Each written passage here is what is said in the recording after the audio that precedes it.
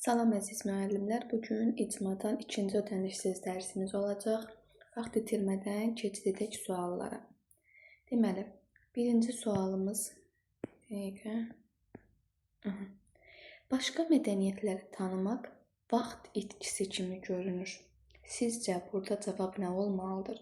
Yəni biz fərqli mədəniyyətləri tanımalıyıq, çünki bu insanın dünya görüşünü genişləndirir, uyğunlaşma yaradır və yaxud tolerantlıq, dözümlülük formalaşdırır. Əslində biz bunu vaxt itkisi yox, bir inkişaf vasitəsi hesab etməliyik.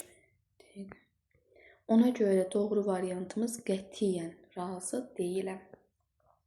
Mənim fikrim həmişə başqalarının fikrindən üstündür. Baxın, sağlam bir ünsiyyətdə, demokratik düşüncədə fərqli baxışlara hörmət əsas götürülməlidir. Ancaq öz fikrini mütləq doğru saymaq etik, sosial baxımından düzgün hesab edilmir. Ona görə qətiyyən razı deyiləm. Sonra, oxumaq və araşdırmaq insanın baxış bucağını genişləndirir.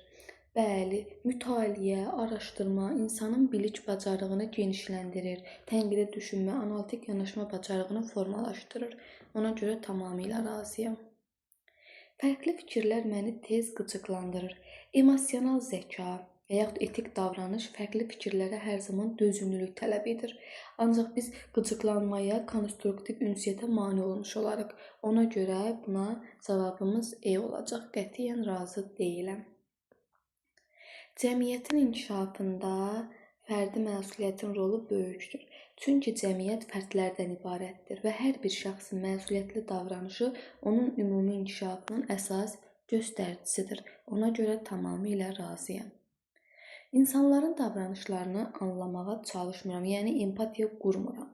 Düzgün ünsiyyət, sosial münasibətləri əsas götürmürəmsə, qətiyyən razı deyiləm. Dünyada baş verən dəyişikliklərə açıq olmaq vacibdir. Bəli, müasir dünyada dəyişikliklərə uyğunlaşmalıyıq. Bu da bizim şəxsi peşəkar inkişafımız üçün vacibdir. Tamamilə razıyam. Ənənələr hər zaman dəyişməz qalmalıdır. Xeyr, ənənələr əslində dəyərlidir. Ancaq zamanın tələbləri də inkişaf etməlidir. Ona görə dəyişməzlik bizi tərəqqiyə apara bilər. Daha doğrusu tərəqqiyə mane ola bilər. 9. Fərqli düşünən insanları dinləmək mənə yeni baxış qazandırır. Bəli, fərqli baxışları dinləmək insanda hansı bacarıqları formalaşdırır? Tənqidi düşünməni, intellektual inkişafı. Ona görə tamamilə razıyam.